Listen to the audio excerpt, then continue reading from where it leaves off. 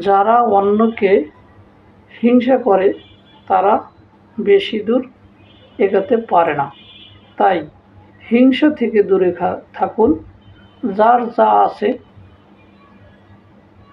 আপনি আপনার জায়গা থেকে সবসময় পজিটিভ চিন্তা করুন এবং কারো নিন্দা করবেন না, হিংসা করবেন না, তাহলে আপনি ধ্বংস হবেন।